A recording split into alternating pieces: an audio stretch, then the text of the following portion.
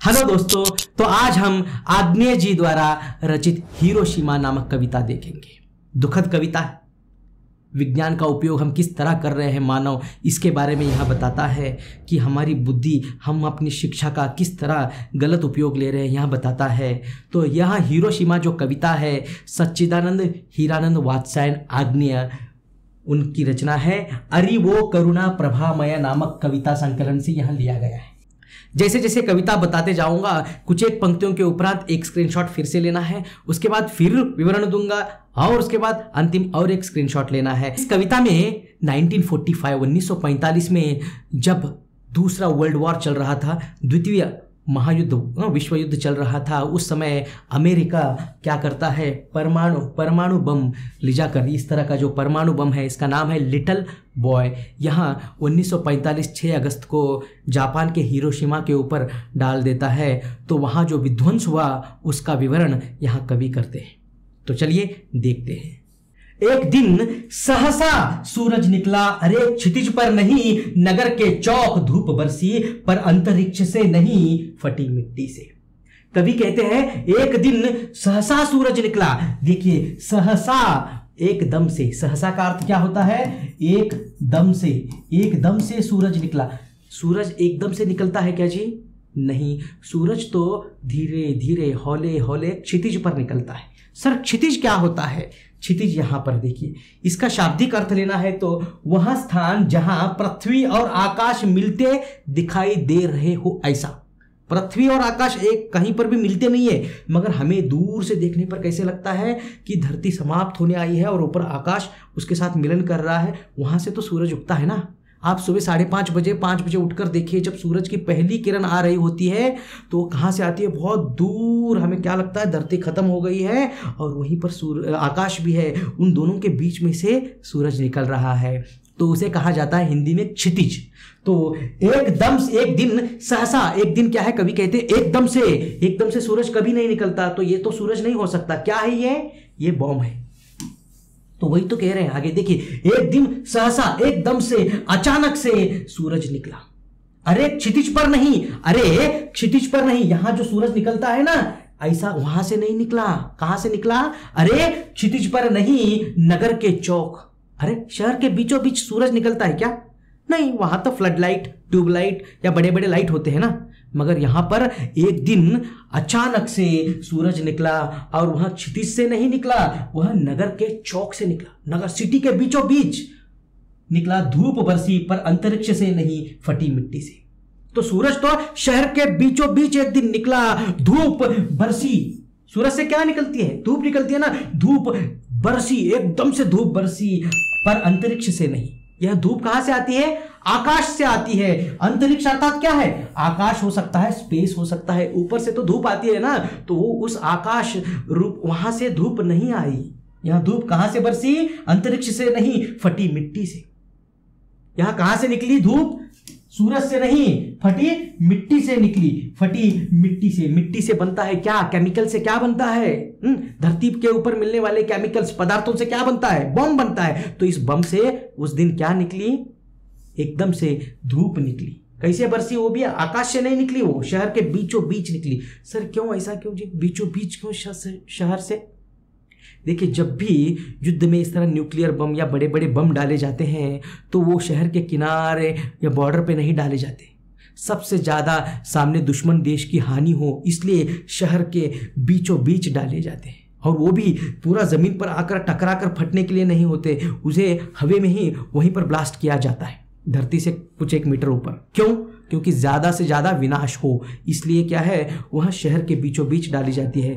तो उस दिन एक दिन सहसा सूरज निकला, अरे क्षितिज पर नहीं, मतलब जहाँ सूरज उगता है दूर वहाँ से नहीं, हाँ, नगर के चौक, नगर के बीचों बीच चौक से धूप बरसी, पर वहाँ अंतरिक्ष से नहीं। वहाँ जो धूप बरसी वहाँ अंतरिक्ष से या सूरज से नहीं आई, वहाँ कहाँ से आई? फटी मिट्टी से निकली। वहाँ एकदम से फटी मिट्टी अर्थात केमिकल से बनाया गया ये जो बम है, उससे वहाँ पर उस दिन धूप आई, आग आई कह सकते हैं हम। उस तरह की एक धूप हमें देखने को मिलती है। आगे कवि कहते हैं, छायाए मानव जन की दिशाहीन। जैसे ही वहां पर वह धूप बरसी, छायाएं मानव जन की दिशाहीन। मानव की जो छाया है, देखिए सूरज यहाँ उग गया तो इसकी छाया किधर आती है, देखिए इस तरह आती है। यहाँ पूरब है तो छाया किधर गिरती है, पश्चिम की तरफ गिरती है ना। तो मगर यहाँ पर उस दिन मानव जन की जो छायाएं हैं, प्रतिबिंब है, जो शैडो है, वह शैडो दिशाहीन सारे दिशाओं को फैल रहे हैं। शैडोज, प्रतिबिंब, छायाएं उस दिन सारे दिशाओं को गिर रहे थे। क्यों? क्योंकि सूरज नहीं उगा था भाई। सूरज पूरब में उगता है, इसलिए सुबह सुबह हमारी छाया पश्चिम की तरफ गिरती है। मगर यहां पर बम तो शहर के बीचों बीच उगा था, अर्थात गिरा था। एकदम से वहां आग या रोशनी या जो भी ज्वाला है, उसकी वजह से लोगों की जो छायाएं हैं, अलग अलग व्यक्ति जो जिधर ठहरा है उस तरफ उसकी छाया गिरने लगी। उदाहरण के लिए आपके सिटी के कोई फ्लड लाइट है ना, फ्लड लाइट या बड़े से लाइट होता है बीच में पोल में सिटी में, तो वहाँ पर देखिए आप जहाँ ठहरे हो आपकी छाया एक तरफ गिरती है, उधर अपोजिट में एक व्यक्ति है तो उसकी छाया उधर अलग तरफ गिरती है, चौक के इधर कोई है तो उसकी छाया अलग तरफ, इधर कोई है तो अलग। वही सूरज की छाया भी देखिए आप, हर एक व्यक्ति की छाया एक ही तरफ होती है। कभी ऐसा नहीं होता कि इसकी छाया इधर है, इसकी छाया इधर है, ऐसा कभी नहीं होगा। तो यहाँ पर क्या है, छायाएं मानव जन की दिशाहीन सब ओर पड़ी, सब ओर पड़ी छायाएं। वह सूरज नहीं उगा था वहां पूरब में, वहां सूरज पूरब में नहीं उगा था। सूर्य किधर से उगता है, पूरब दिशा से उगता है। तो उस दिन वहां सूरज नहीं उगा था। वहां बरसा सहसा एकदम से बीचों बीच नगर के, वहां जो सूरज था बीचों बीच नगर के, क्या है यहाँ लिटिल बॉय एकदम से फट गया था। बीचों बीच नगर के काल सूर्य के रथ के पहियों के जो अरे टूट कर बिखर गए हो दसों दिशाओं में। देखिए यहां पर काल सूर्य कहा गया है, काल सूर्य अर्थात काल रूपी मृत्यु, उसके रथ के पहिए। सर काल सूर्य ठीक है, चलिए मृत्यु रूपी एक बम था, सूर्य था, हम कह सकते हैं यहां पर। मगर ये रथ के पहिए क्या है, इसके लिए हमारे पुराणों में कहा गया है कि सूरज देवता है, वह सुबह सुबह क्या करते हैं, पूरब से अपने रथ में बैठकर पश्चिम की तरफ निकल पड़ते हैं, इस तरह वह चलते हैं, इस तरह हमारे पुराणों में बताया गया है। तो यहाँ पर कभी उसी को क्या है, यहाँ आधार बनाकर कहते हैं, यहाँ पर क्या है, काल सूर्य अर्थात काल रूपी जो सूर्य है, ये सूर्य नहीं है, ये सूर्य क्या है रियल में, बेसिकली ये एक बॉम्ब है। ये जो बॉम्ब है काल रूपी सूर्य रथ के पहिए, वैसा ही एक रथ पे बैठा है समझ लीजिए, मगर रथ बीचों बीच रास्ते में टूट गया है और उसके पहियों के जो आरे हैं, आरे या अरे कहे जाते हैं या तीलिया भी कहते हैं हम, ये जो अरे हैं टूटकर बिखर गए हो। मानव लोगों की जो परछाइयां हैं, ऐसा लग रहा है सूरज रूपी उस बम के रथ के पहियों के आरे के समान है कि पहिए के आरे, ये जो तीलियां हैं जब टूट जाते हैं एकदम से तो इधर उधर सब तरफ गिरते हैं ना, उस तरह वहां पर जो लोग हैं उस बम की रोशनी की वजह से, उस बम रूपी सूरज की रोशनी की वजह से उनकी जो परछाइयां हैं, उनकी जो छायाएं हैं, इधर उधर दसों दिशाओं की तरफ। सर 10 दिशाएं कहाँ होते हैं सर, हमें तो पता है 4 दिशाएं हैं, बहुत बहुत 8 है सर, वही पूरब पश्चिम उत्तर दक्षिण, आग्नेय नैऋत्य वायुव्य ईशान्य, सर 8 है, ये 10 कैसे हो गए सर? 10 होते हैं भाई, आकाश को भी एक पकड़ा जाता है और जमीन को भी नीचे, ऊपर और नीचे, इस तरह 2 पकड़े जाते हैं। तो 10 दिशाओं की तरफ क्या है, लोगों की छाएं वहां पर बिखर बिखर कर रथ के पहियों के अरे के समान गिर रहे थे। इस तरह कवि बताते हैं। इस सब का पूरा वर्णन अभी आपके सामने है, स्क्रीनशॉट ले लीजिए। आगे कवि कहते हैं, कुछ क्षण का वह उदय अस्त केवल एक प्रज्वलित क्षण की दृश्य शोक लेने वाले एक दोपहरी फिर। देखिए क्या कहते हैं, कुछ क्षण, वह बम क्या है कि सुबह से लेकर बम इससे प्रज्वलित रहेगा सूरज के समान नहीं, एक क्षण के लिए, कुछ मिनटों के लिए एकदम से ब्लास्ट हो गया। एक क्षण अर्थात पल के लिए, एक पल के लिए एकदम से वह उदय हुआ और अस्त हुआ। सूरज तो उदय होता है तो अस्त होने के लिए पूरा दिन 14 घंटा होना चाहिए, 12 घंटे से ज़्यादा 14 घंटे होते हैं, सुबह 5 से लेकर शाम के 7 बजे तक। तो वहाँ इस तरह नहीं था, यहाँ जो बम रूपी सूरज है एक क्षण के लिए एकदम से ब्लास्ट हुआ। कैसे ब्लास्ट हुआ चित्र देखिए यहाँ पर, एकदम से इस तरह ब्लास्ट हो गया। उसके बाद उदय मतलब निकलना या उगना, अस्त मतलब छिपना मिटना, डूब जाना, केवल एक प्रज्वलित क्षण की, प्रज्वलित प्रज्वलित प्रज्वलित, देखिए यहाँ पर ज आधा है, प्रज्वलित अर्थात क्या है, जलना, आग उगलना। तो वहां केवल एक प्रज्वलित क्षण की, एक क्षण के लिए उसने आग इस तरह फैलाई, दृश्य शोक लेने वाली एक दोपहरी, दृश्य शोक लेने वाली एक दोपहरी। वहां दोपहर कैसी थी उस दिन जो वहां बम गिराए गए थे, वहां दोपहर ऐसी थी कि दृश्य शोक ले, हर एक चीज को वहां मिटा दे, जला दे, समाप्त कर दे। शोक लेना, इसे लुप्त कर देना, मिटा देना, गायब करना। समझ में आ रहा है? फिर आगे क्या हुआ, इस तरह प्रश्नार्थक चिन्ह रखते हैं कभी। देखिए यहाँ लोग किस तरह मरने के बाद 1 सेकेंड में यहाँ पर बम रूपी सूरज था वो तो एक साथ खत्म। तो इस तरह कभी बताते हैं। आगे देखिए, छायाएं मानव जन की नहीं मिटी लंबी हो होकर। उस दिन छायाएं जो है, प्रतिबिंब जो है, लंबी होकर नहीं मिटी। सर लंबी होकर कैसे मिटती हैं छायाएं?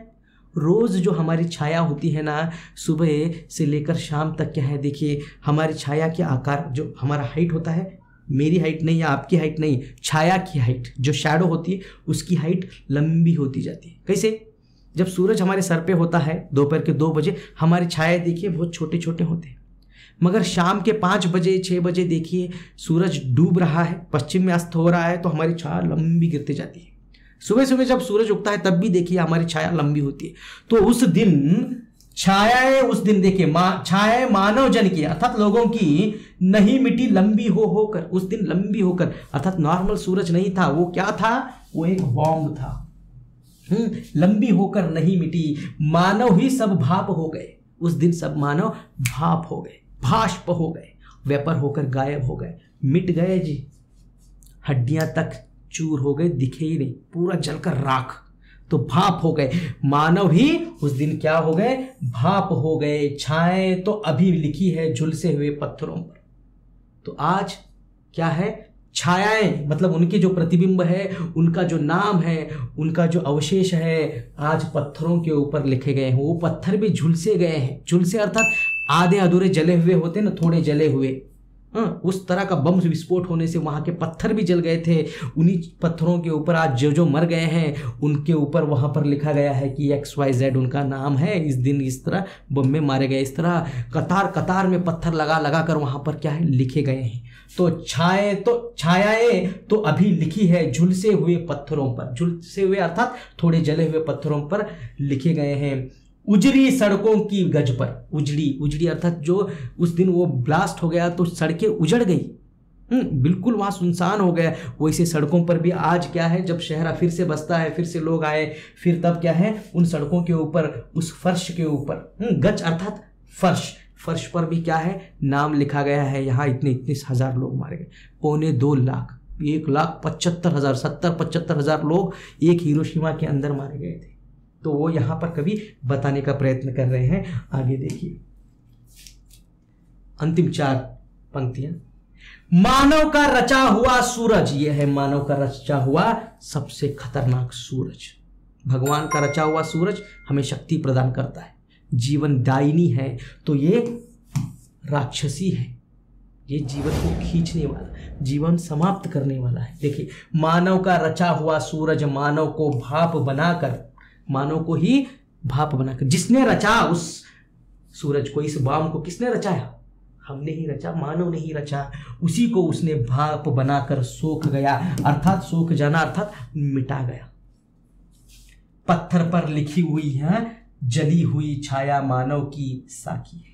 आज इन पत्थरों के ऊपर जो नाम लिखे गए हैं ना, मरने वालों के नाम, इस बॉम्ब की वजह से, इस सूरज की वजह से, तो देखो पत्थर पर लिखी हुई यहाँ जली हुई छाया, जली हुई छाया अर्थात काले अक्षरों में लिखी गई है ना, तो उस तरह जली हुई छाया मरे हुए लोगों की जो नाम है, मानव की साखी है, अर्थात हम मानव लोगों की साक्षी है। हमने किस तरह का मानव धर्म निभाया है, इसका वह साक्षी है, गवाह है। हम मानव होकर भी कैसे एक साथ 2.25 लाख लोगों की लाशें, शाबाश अमेरिका, शाबाश, तुम सच में सुपर पावर हो, है ना।